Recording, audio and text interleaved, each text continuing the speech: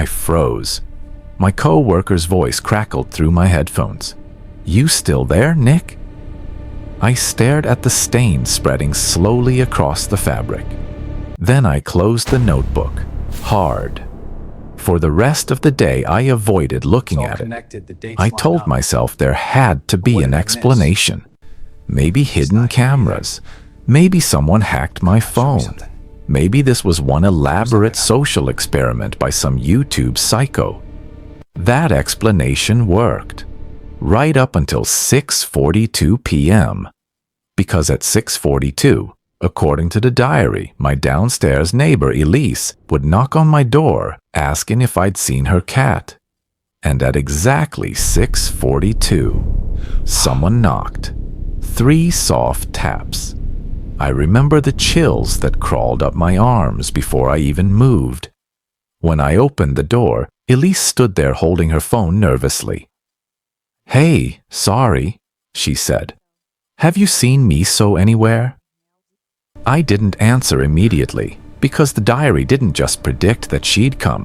It predicted what she'd say, word for word. Elise frowned slightly. "You okay?" "Yeah," I lied. She eventually left after awkward small talk, and I locked the door behind her fast enough to seem rude. Then I walked straight back to the notebook. My hands were shaking now. I flipped deeper into the pages.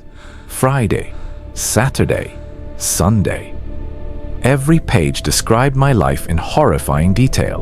Tiny things nobody could know. Thoughts I never said aloud. Moments alone.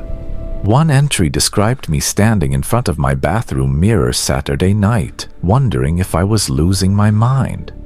Another mentioned me searching, "Can stress cause hallucinations?" at 1:13 a.m. I swallowed hard. Because I already knew I was going to search that later. I could feel it.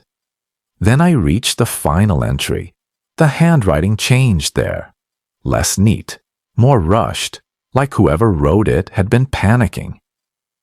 The timestamp read, Tuesday, October 22nd, 11:48 p.m. That was 8 days away. The final line said, "Nicholas finally notices the man standing across the street has been there every night." I stared at those words. Then, slowly, I looked toward my apartment window and across the street. Someone was standing perfectly still beneath the broken streetlight.